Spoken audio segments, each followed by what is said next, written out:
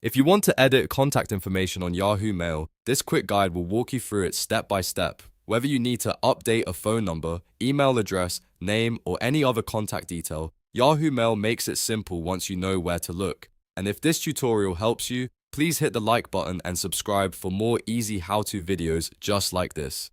First, open Yahoo Mail and sign into your account if you are not already logged in. Once you are inside your inbox, look toward the top right corner of the screen and find the contacts icon. This is where all of your saved Yahoo contacts are stored, and it is the place you need to go in order to make any changes. Click the contacts icon to open your contact list. Now browse through the list and select the contact you want to edit.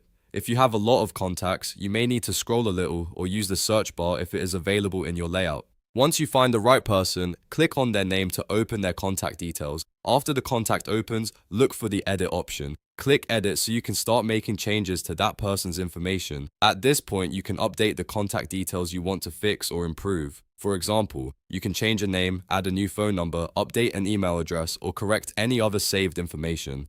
Take your time and make sure the details are entered correctly before saving. This is especially helpful if you're organizing work contacts, updating personal information, or cleaning up old entries in your Yahoo address book.